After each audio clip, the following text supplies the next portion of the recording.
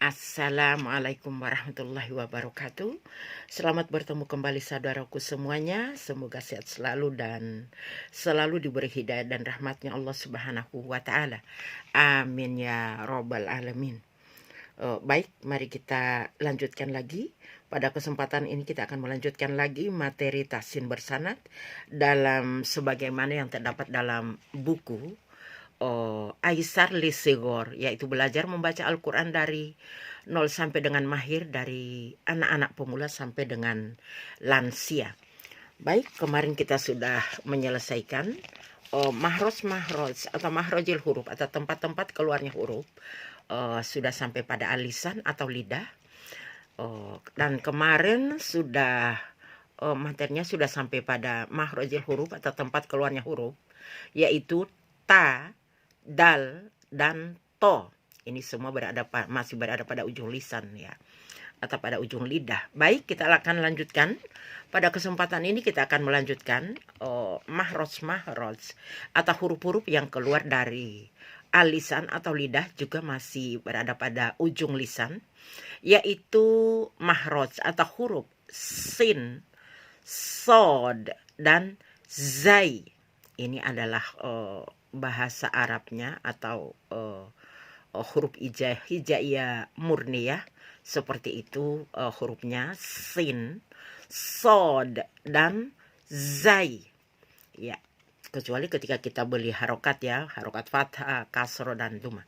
Baik, sebagaimana yang terdapat pada yang tertera pada gambar bahwa ketiga huruf ini, yaitu sin, sod, dan zai, masih berkaitan dengan huruf-huruf lisan, yaitu berada pada huruf itu keluar berada pada ujung lidah atau ujung lisan dari arah depan dengan permukaan dalam 2 gigi seri bagian bawah.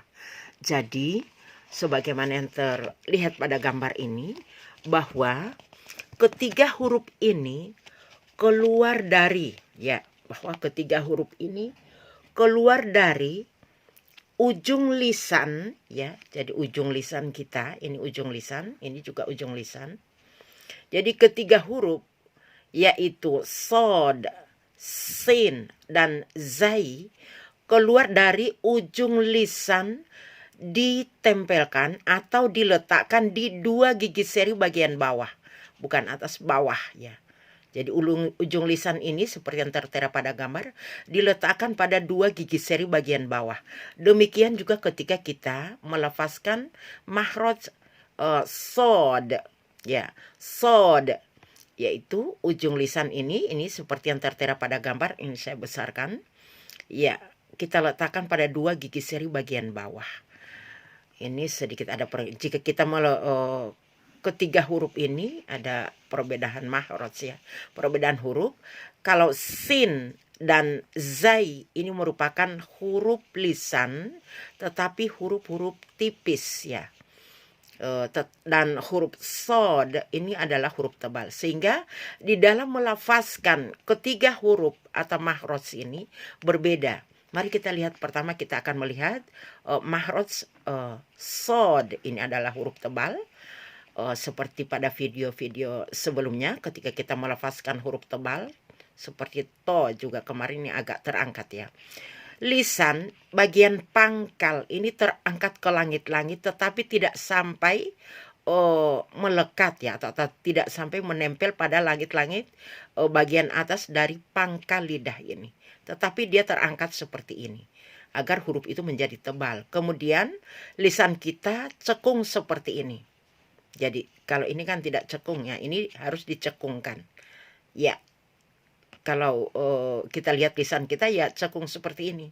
Kemudian ujung lisannya berada di tepi sini, jadi naik seperti ini ya. Ini perbedaannya ya.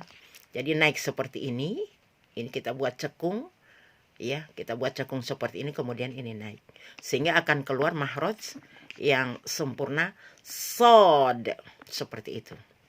Sod ya, ini huruf aslinya ya.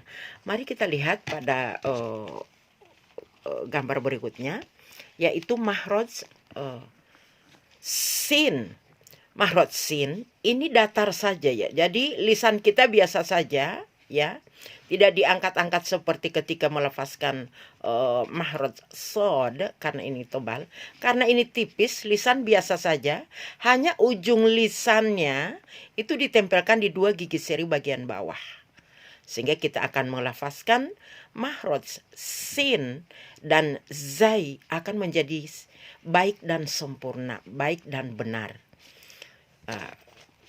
Yang kedua, mari kita lihat ketiga huruf ini ketika akan diberi harokat, yaitu harokat misalnya seperti yang tertera pada gambar ini, ketiga huruf ini ketika diberi harokat dia akan berubah.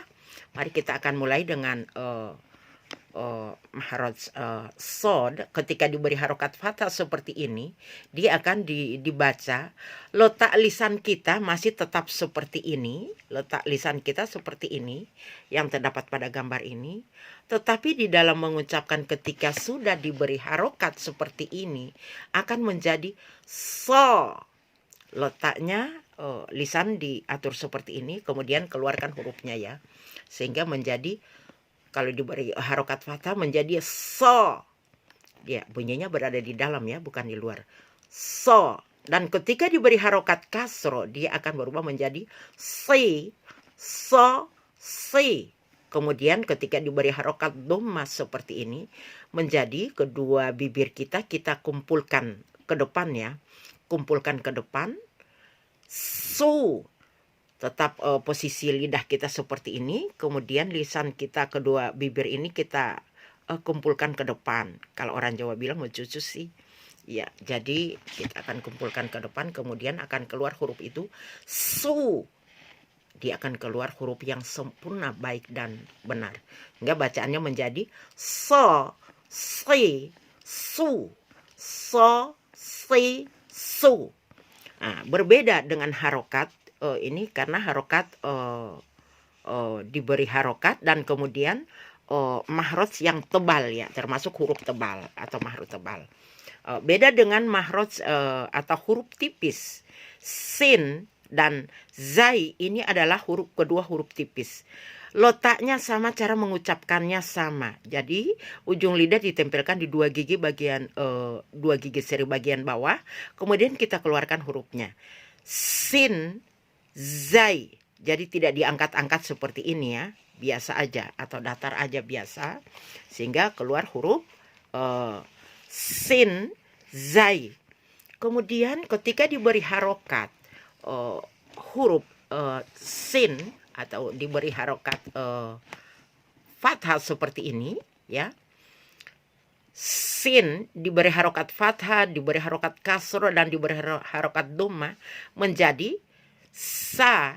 Dibuka mulutnya ya, 2 jari bisa masuk seperti di video-video sebelumnya saya mengatakan ketika diberi harokat untuk fathah dibuka mulutnya, kemudian ini juga diturunkan rahangnya sama, tetapi kalau ini agak 2 jari masuk, kalau ini cukup 1 jari mungkin seperti itu. Dan yang ketiga dhamma ini dikumpulkan bibirnya ke depannya sehingga bunyinya menjadi sa, si, su. Sa, si, su. Berbeda ketika kita melafazkan ini ya. Kalau ini menjadi so, si, su. So, si, su. Ini keluar di dalam ya. Kalau ini keluar di luar. Karena dia huruf tipis dan letak bibirnya berbeda. Ya, yang ketiga adalah mari kita lihat. Mahroj zai. Ya, masih sama ya. Sama. Letaknya sama seperti yang terlihat pada gambar ini. Zai sama, ujung lidah tetap berada di 2 gigi seri bagian bawah ya. Dan kemudian setelah kita letakkan, kemudian kita ucapkan hurufnya zai. Ketika diberi harokat ya, mahrot zai ketika diberi harokat fathah, kasro dan dhamma, dia akan berubah menjadi za. Tetap dibuka mulutnya, turunkan rahangnya ke bawah. Za. Kemudian ini ketika diharokat kasro, separuh dari diturunkan rahangnya atau mulutnya tetap dibuka, tidak dilebarkan ke kiri dan kanan ya. Zi, zu. Kalau ini ketika melafazkan mahroj dhamma selalu dikumpulkan, kedua bibirnya ke depan ya. Kadang diistilahkan dengan mencucu kalau orang Jawa bilang ya. Jadi dikumpulkan ke depan. Zu, zi, za. Buka za, zi, zu. Sehingga ketiga mahros ini ketika dilafazkan, dia akan menjadi so, si, su, sa, si, su, dan za, zi, zu. Tipis ya, ada perbedaan. Demikian yang dapat disampaikan pada kesempatan ini. Semoga manfaat dan semoga kita bertemu kembali pada penjelasan-penjelasan tahsin bersanad berikutnya. Semoga manfaat. Subhanakallahumma wa bihamdika asyhadu an la ilaha illa anta astaghfiruka wa atubu ilaih. Wassalamualaikum warahmatullahi wabarakatuh.